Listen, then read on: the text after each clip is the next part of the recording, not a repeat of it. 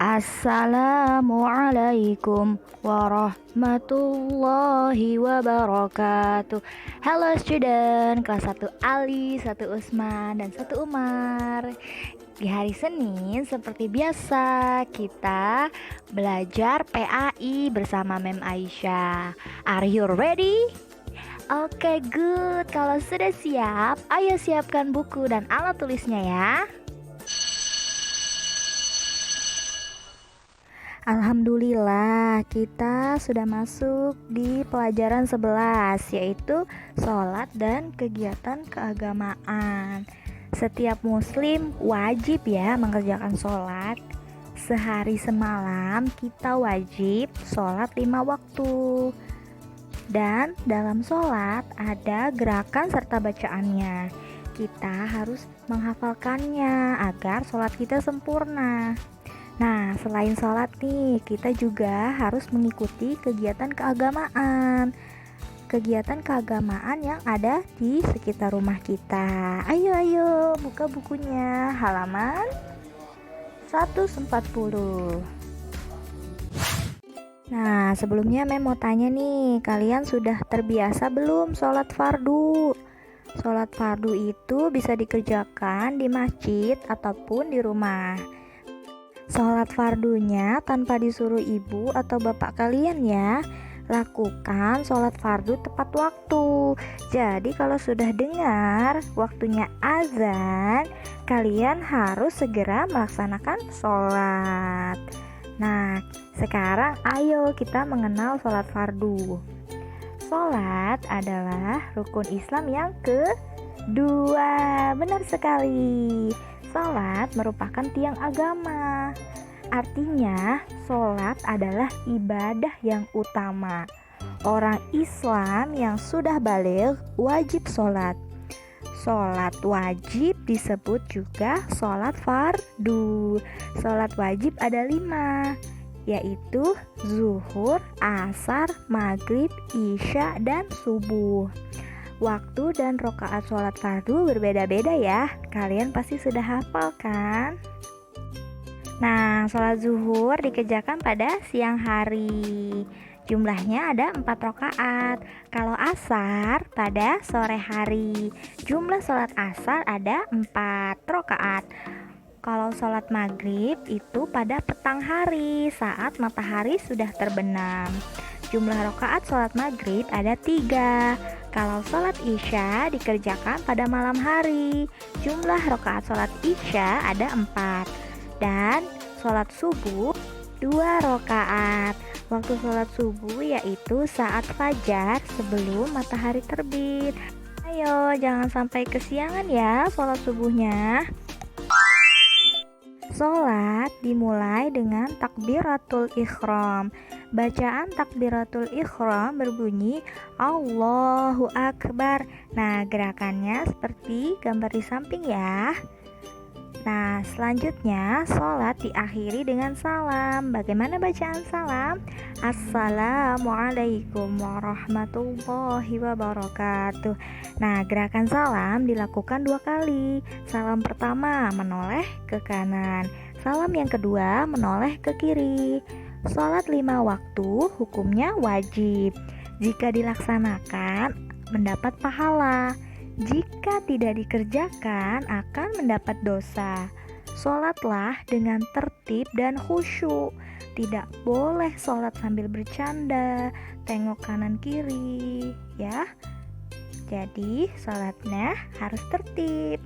Sholat lebih utama dikerjakan secara berjamaah. Arti berjamaah adalah bersama-sama.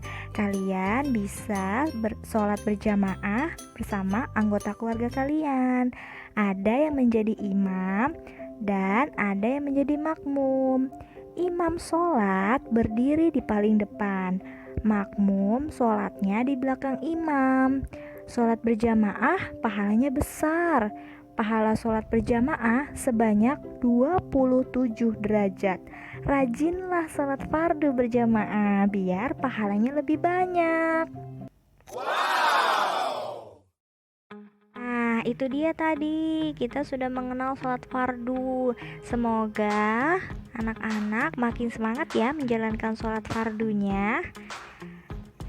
Sekarang kita lanjut yuk ke halaman 142, mengenal kegiatan keagamaan. Ada beberapa kegiatan keagamaan yang diselenggarakan di sekitar rumah kita. Yang pertama yaitu TPA. TPA itu singkatan dari Taman Pendidikan Al-Quran. Nah, TPA ini biasanya dilaksanakan di masjid pada sore hari.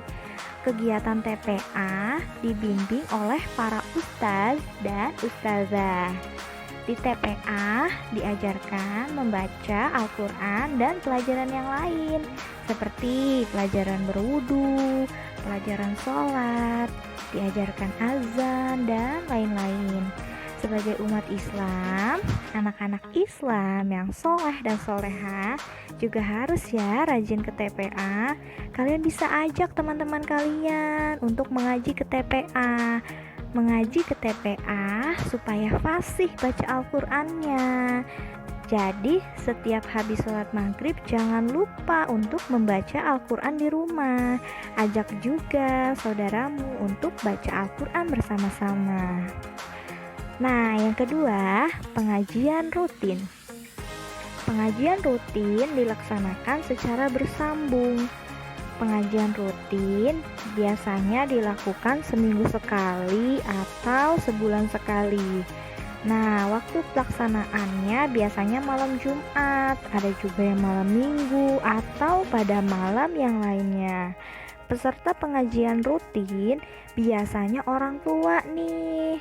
Ada yang pengajiannya khusus bapak-bapak, ada pengajian khusus ibu-ibu, ada juga pengajian bapak-bapak dan ibu-ibu. Pengajian rutin diisi oleh seorang ustadz. Nah, ustadz biasanya memberikan tausiah keagamaan. Tausiah itu artinya ceramah yang berisi nasihat untuk meningkatkan semangat kita dalam beribadah. Selain tausiah keagamaan, pengajian juga biasanya diisi dengan tadarus Al-Quran. Tadarus Al-Quran adalah membaca surah-surah Al-Quran secara bersama-sama. Dilanjutkan membaca zikir dan doa. Yang ketiga, pengajian akbar. Pengajian akbar berarti pengajian besar. Wah, pesertanya lebih ramai nih. Ada bapak-bapak, ibu-ibu, anak-anak, dan remaja. Seluruh penduduk desa ikut semuanya. Pengajian akbar dilaksanakan di masjid. Pengajian akbar ini untuk memperingati hari besar Islam, misalnya Tahun Baru Hijriah, Maulid Nabi Muhammad, Isra Mi'raj, Nuzulul Quran, juga pengajian halal bihalal. Pengajian Tahun Baru Hijriah dilaksanakan tanggal 1 Muharram. Pengajian Tahun Baru untuk menyambut pergantian Tahun Baru Hijriah atau Tahun Baru Islam. Pengajian Maulid Nabi Muhammad SAW dilaksanakan tanggal 12 bulan Rabiul Awal. Pengajian Maulid untuk memperingati hari kelahiran Nabi Muhammad SAW. Pengajian Isra Mi'raj dilaksanakan setiap tanggal 27 Rajab. Isra adalah perjalanan Nabi Muhammad dari Masjidil Haram di Mekah menuju Masjidil Aqsa di Palestina. Kalau Mi'raj artinya naiknya Nabi Muhammad SAW dari bumi ke langit tertinggi. Naiknya Nabi Muhammad SAW untuk menerima wahyu. Wahyu itu berupa perintah sholat 5 waktu. Nah, sekarang pengajian Nuzulul Quran biasanya dilaksanakan setiap tanggal 17 bulan Ramadan.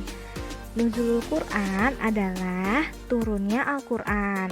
Al-Quran diwahyukan pertama kali kepada Nabi Muhammad SAW pada tanggal 17 Ramadan. Ada juga pengajian lain, yaitu halal bihalal. Nah, biasanya dilaksanakan setelah hari raya Idul Fitri untuk saling memaafkan. Saling memaafkan agar dosa kita diampuni oleh Allah Subhanahu wa taala. Bagaimana kegiatan keagamaan di sekitar rumah kalian? Apakah sama seperti kegiatan-kegiatan keagamaan di buku PAI yang telah kita baca ini? Kalian pasti senang ya saat mengikuti kegiatan-kegiatan keagamaan Islam di sekitar rumah kalian. Wah, senangnya kalian bisa melaksanakan kegiatan tersebut dengan teman-teman di rumah.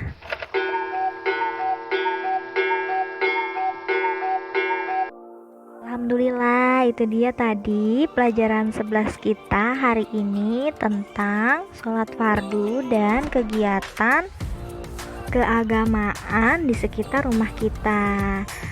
Semoga kalian lebih semangat lagi dalam melaksanakan sholat fardu dan ikut serta dalam kegiatan keagamaan di sekitar rumah kalian. Baiklah, I think is enough. Thank you for your attention. Wassalamualaikum warahmatullahi wabarakatuh.